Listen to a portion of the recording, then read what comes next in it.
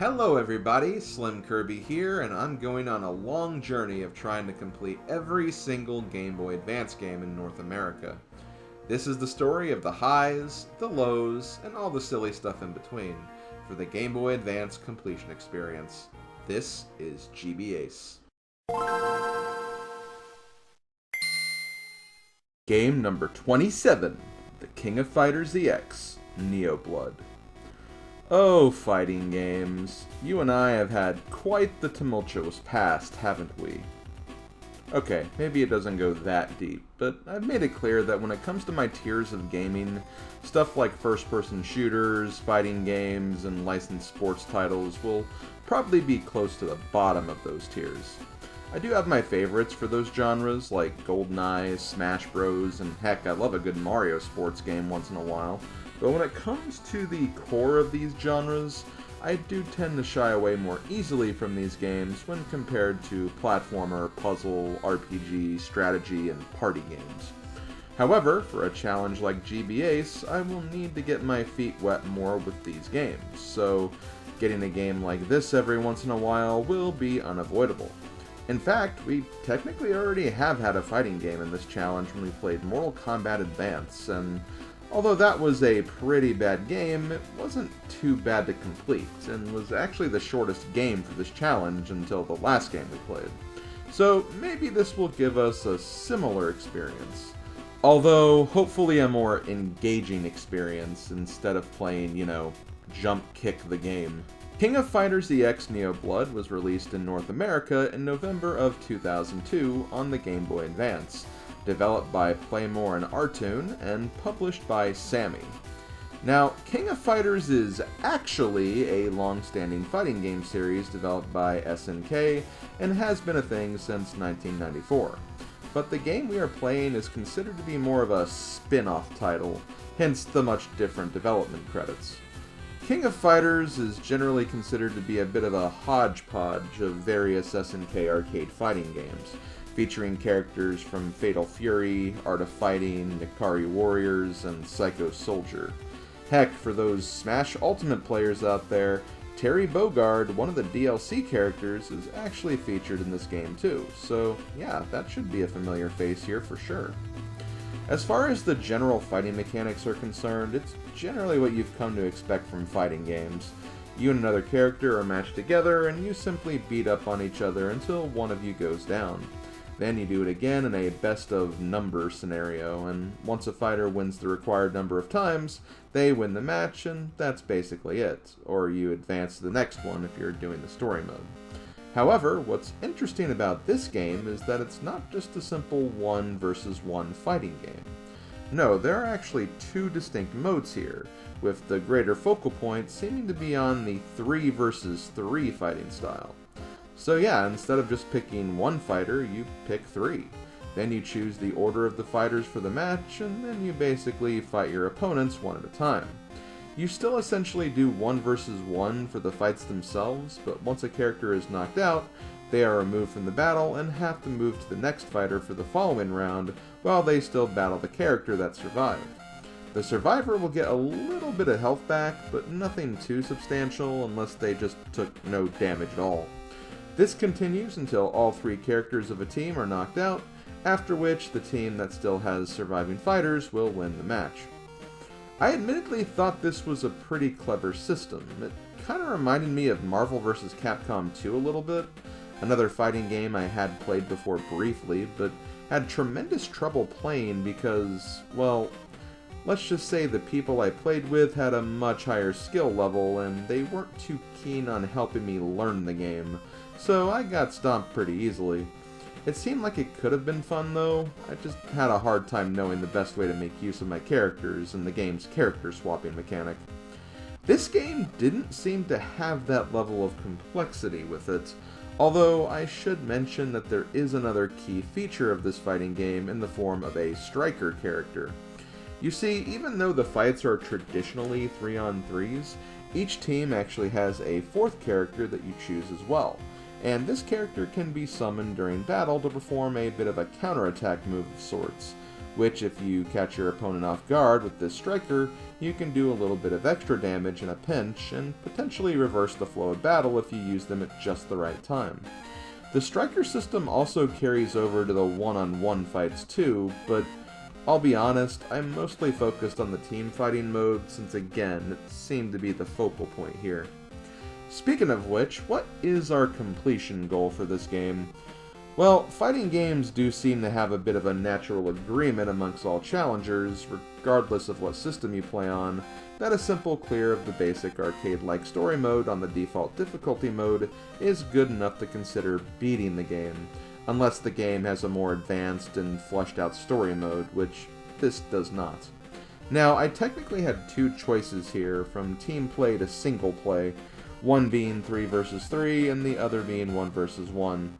I could have just decided to do both of them, but I ultimately decided to just clear the team play mode, as that would technically require me doing more rounds of fighting with more mechanics involved, so it just seemed like a more fleshed out experience. And for default difficulty, the game was set to normal mode, which was the third highest difficulty out of 5 options, so right in the middle, a place that I'm generally okay with. When the story mode started, I was greeted by a massive character selection list, and of course I didn't know who any of these characters were. Well, except Terry Bogard, but like, hey, come on. So, for fun, I just decided to have the forces of random chaos pick my characters for me, which gave me Andy Bogard from Team Fatal Fury, Ryo Sakazaki from the Art of Fighting team, Leona Hirdern from Team Ikari Warriors, and Mo Habana, who I later found out was actually a character newly added to this game, but is on kind of the hero team, or the team comprised of the game's generally seen protagonists, at least from a story perspective. Well, I'm not sure if any of these characters will have synergy with each other or not, but that's not important because we are gonna jump in regardless of that fact and see what kind of fighting we can accomplish. For my first match, I chose Leona, Mo, and Ryo for my fighters, with Andy being my striker, for no particular reason since I didn't know who any of these characters were anyway. Leona started matched up against Kyo Kusanagi, which means we were taking on the hero team first. Unfortunately though, Leona doesn't fare too well for me as she does go down here, not without taking out a sizable amount of health from Kyo at least, which didn't put us in too bad of a position. I was obviously still trying to get used to the controls here, as in addition to A and B being basic attack moves, L and R also had functionalities as well, so I was still naturally trying to figure out what did what, and trying to find out what moves were good for each character, and ones I could use in a way that could help me get through this game, much like the dropkicking from Mortal Kombat Advance admittedly. I will say though, even though the combat wasn't perfect, it definitely felt more reasonable than it did in Mortal Kombat Advance, which was most certainly a plus. Although I couldn't really feel the impact of some of the fighting moves. I don't know the best way to describe it, but you ever get that feeling in a fighting game when you land a series of attacks on your opponent, and based on the visuals and sound effects of the moves in question, you just get that feeling of, damn, I just put a lot of hurt on that guy. I just didn't get any sort of feeling like that here for this game. I don't know if that's just a product of this being on the Game Boy Advance instead of a more powerful system, but lacking that immersion, I could see being a bit of a letdown for people who love this genre. There were so many times where, at least in my eyes, I felt like I landed a good number of attacks on my foe, but when I looked at their health, it just didn't really seem like it dropped that much, or vice versa.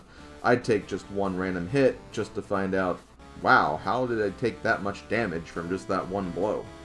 It just kind of put me in a constant state of not really knowing the best way to take out my foes, if that makes sense, because I just couldn't immerse myself as easily in the fighting game experience. Anyway, the fight continues with Mo coming out to bat for my team, who manages to finish off Kyo, and then...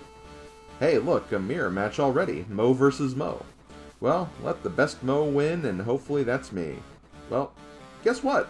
It was me, although it was still a pretty close match all things considered, and I would really have to make the best of what little life I had left against the final opponent, Benamaru Nikaido.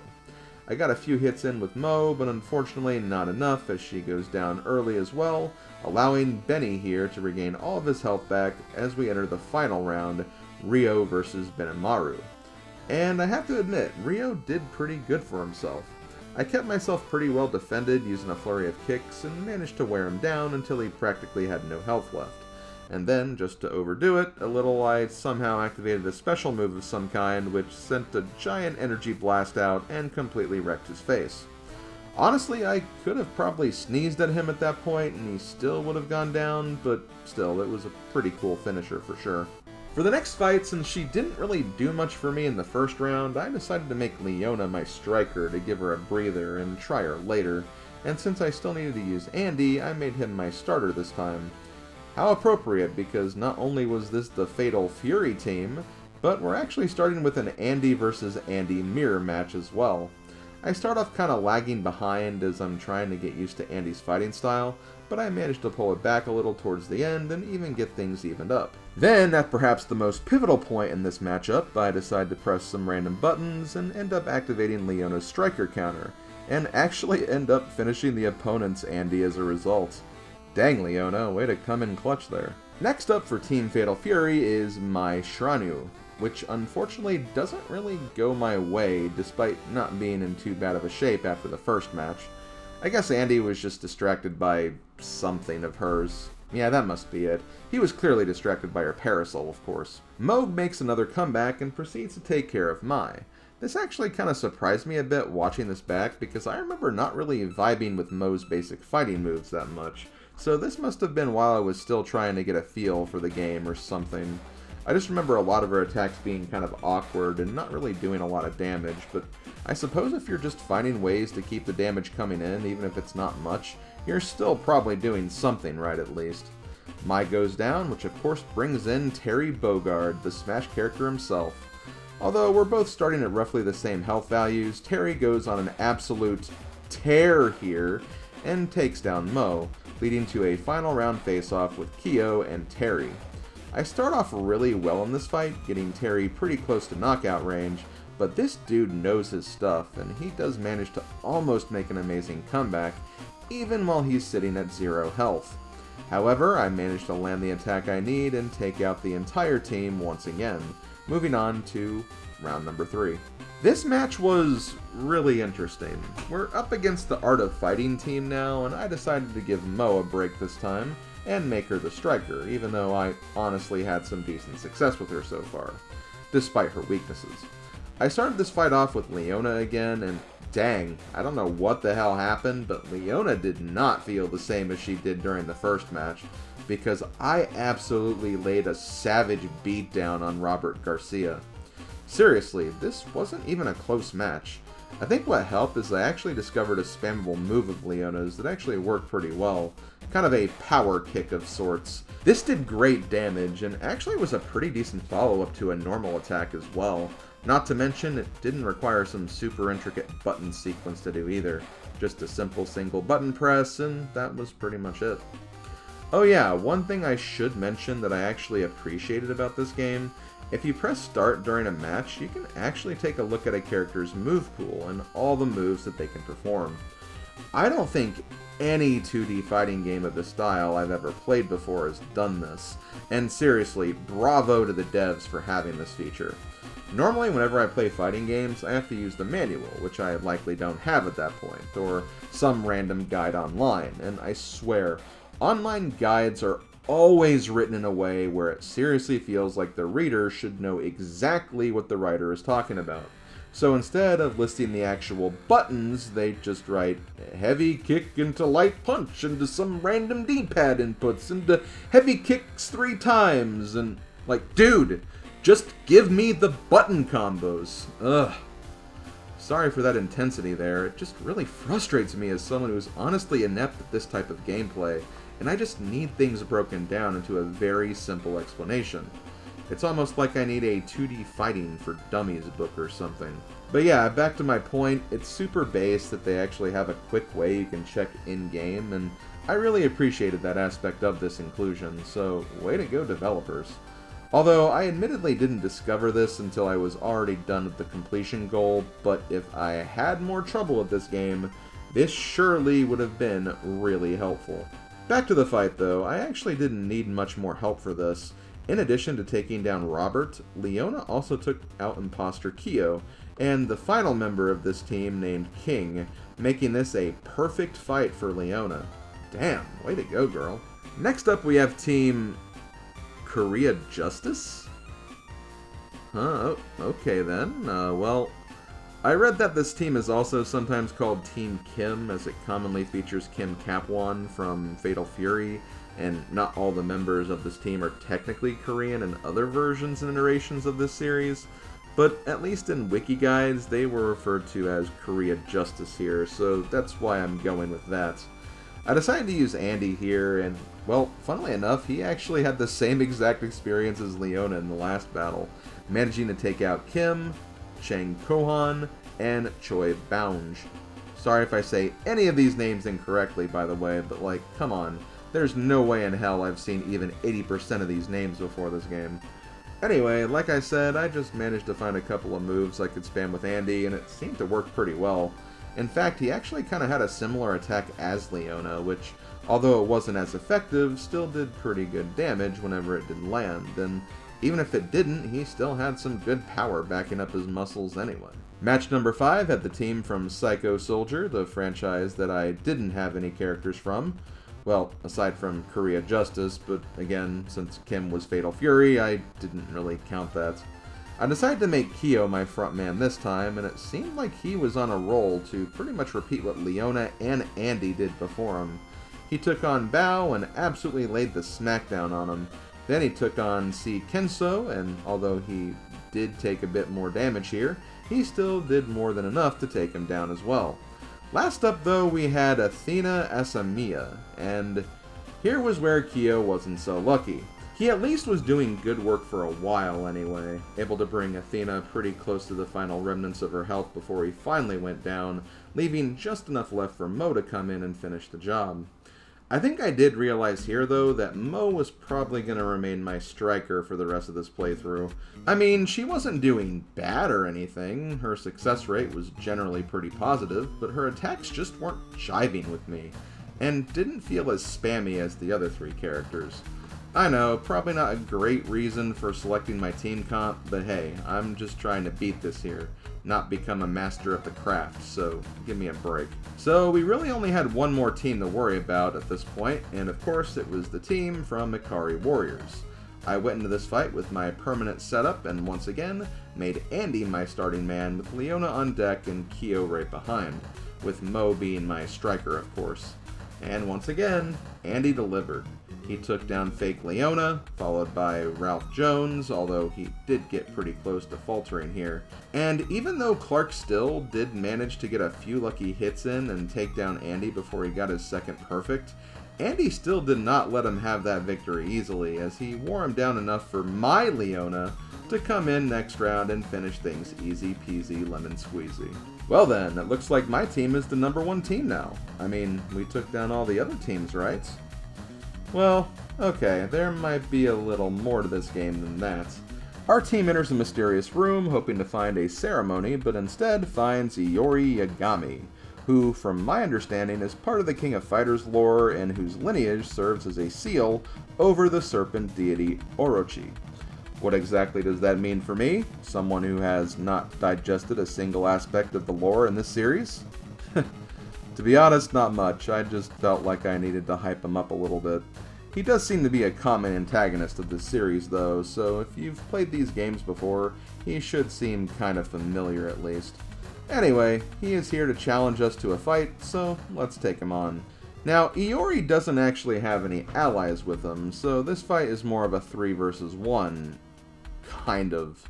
He's the only team member, but we do essentially have to take him out 3 times. He just recovers his health after each time he goes down. Which, hey, kudos to him for having that strength and stamina and endurance, but we're on a mission here, so any further respect will have to wait until he goes down. However, he did actually give me some trouble here. Bosses or special enemies in these 2D fighting games tend to get what I like to refer to as a bullshit mode, where they seemingly get super powerful abilities to just unleash whatever bullcrap they feel like at a moment's notice, and there's nothing you can really do about it.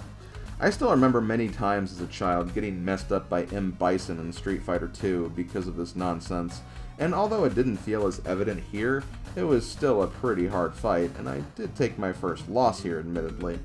In fact, I actually took more than one loss and spent quite a bit of time here on this fight, more than I really wanted to. I had one attempt where I actually had an advantage where he was on his last stock and I actually had 2 characters left, and despite getting him down pretty close to KO range, he still managed to take down Andy, and I just could not get into a good enough groove with Ryo to finish off what he had left. I got him with a good Mo Striker counter, which I thought would be enough to close it, but then he just pulled another attack out of his butt and cleaned out my clock, so rip to that. It took about 10 minutes before I finally had a winning run, and it was this run when I learned how spammable Leona's kick move was, and that definitely helped me through the rest of this. See, I tried not to spam before this, but my skill in these games is just not there. At least I'm not only spamming drop kicks this time. We finally take down Iori, but it turns out he is actually not the big bad this time, because we have one more opponent in front of us in the form of Geese Howard from Fatal Fury. That's right, folks. Geese is here. The Geese's lease, you could say. I remember watching this guy really clean house when me and my friends used to watch Salty Bed a lot back in the day, and here he was, acting as this game's true final boss. Apparently he was actually trying to manipulate the situation with Iori and awaken the Orochi blood inside of him, or something to that effect. Typical super villainy. Oh well, time to take him out. Much like Iori, this is another 3 versus 1, so we'll have to take him out 3 times in one match, and his AI is naturally a bit stronger, and he hits a bit harder as well, so we'll need to give this everything we got if we want to succeed. My first attempt goes like this. I start out with Ryo, since he is the character of my 3 I feel the least confident in, and try to put up as strong of a showing as possible. Geese unfortunately takes him down though, and brings out Andy. Andy is able to finish off the first of Geese's stock though, and manages to hold on long enough to not only get a bunch of damage on his second one, but also just flat out takes it down too, putting me at another 2 versus 1 stock advantage. Andy's done about all he can though, so last but not least, I bring in Leona, who I considered my best. Although in retrospect, it seemed like Andy overall probably had a better record at this point. It is what it is. Leona does put up a good fight, but it isn't quite enough to take him down, forcing me into another unfortunate loss. The second attempt has pretty much the same start. Ryo goes down in the first round, Andy takes victory in the second, but then things actually get worse this time, as Andy ends up not quite securing the third round, bringing in Leona a bit early this time. Thankfully, Geese didn't have much health left though, so a few kicks makes round 4 a quickie and we can start round 5 on equal health thresholds. This time, however, Leona's feet are primed to go and I manage to get Mr. Howard in a bit of a stun lock that allows me to secure my final victory at last. There we go, the Geese isn't so lease anymore. Our fight causes the building we're in to explode, but we manage to escape, get a very cryptic ending that honestly didn't really explain much of anything, and then the credits start to roll, officially obtaining our completion goal, not even 40 minutes into when I started playing this game in the first place. Dang, looks like we already have a new shortest game of the challenge, and the Berenstain Bears only had the crown for 1 game too, so what a shame for them. Before I stopped my timer though, I did experiment with a few of the other modes, and also did a small bit of research on retro achievements and game FAQs to see if there was anything else worth unlocking here, but it didn't really feel like much incentive to keep going. As I said before, there is another single player mode where it's more of a classic 1 versus 1 format, but instead of a best of 3, it still treats it as a best of 5, so you have to KO your opponent 3 times to move on, instead of the traditional 2 times in other games like Street Fighter and Mortal Kombat. There's also some survival modes where you basically just take on opponents until you go down, and it saves your KO total as your high score. Apparently there is an end to this, but I just did not have the skill or persistence to go along with further than a single attempt. As for unlockables, you can unlock some additional striker characters as opposed to using your main fighters if you manage to beat some of these modes on different difficulty levels. And apparently you can unlock Iori and Geese as main fighters if you beat the team play mode with just the Hero team and Fatal Fury team respectively. I also think the game just intends for you to actually do this mode with the individual teams instead of going full random like I did. Because I did that, I actually didn't even unlock any retro achievements for this game either, so whoops. This may have also been why my ending cutscene for the story mode was so short and uninteresting. Maybe there's more lore or story utilized when you use a full team instead of mixing and matching, but oh well. Something to consider for the sequel to this when I play it later on, but that's for another day. For now, game complete. So yeah, that was King of Fighters EX NeoBlood. Honestly, this game was alright. Miles better than Mortal Kombat Advance for sure, and this came out within a year of that game, so it's clear they took their time with this one and made sure it was at least functional and playable. I wouldn't say the GBA is super ideal for this type of game, particularly with the L and R buttons having specific fighting game functionality, but it didn't feel too bad, all things considered. The presentation was honestly pretty solid too. All the fighters look really nice in this environment and have pretty fluid animations as well, and the sound of the music was also up to par. The sound effects could be a little more impactful during fighting, as I mentioned before, just to kind of build that immersion a bit more, but I wouldn't say that's a major problem, just maybe a tipping point to other games of this genre. And keep in mind, take this opinion with the smallest grain of salt possible, because like I said, this isn't really my type of game to begin with. Heck, honestly, just the fact that I'm saying this game is alright is actually pretty high praise, so take that for what you will. Overall, for the scoring, I gave this game a 3 out of 5 for both overall quality and enjoyability.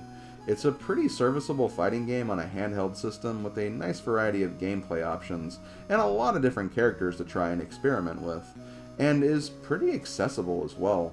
I had fun with it despite my ineptitude for the genre, and I actually really enjoyed the team play dynamic and really appreciated the fact that they had move guides in the pause menu.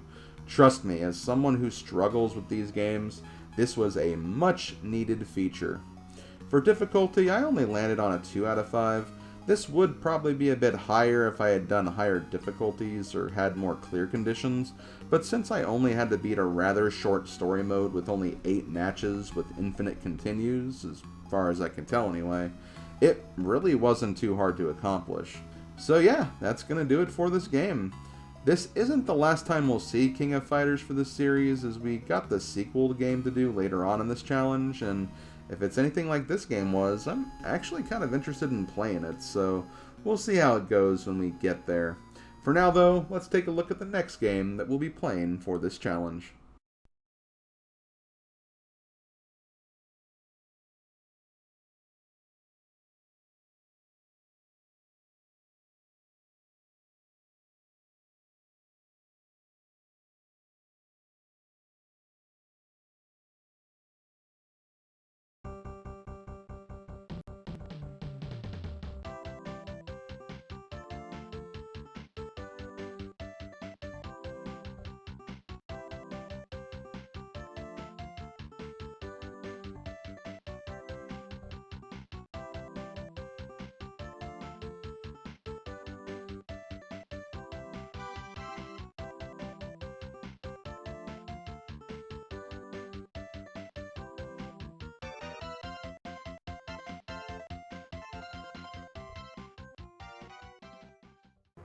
Okay guys, thank you for watching this summary. I really appreciate it. Don't forget to leave a comment and or like on the video, as those will really help me in these videos out.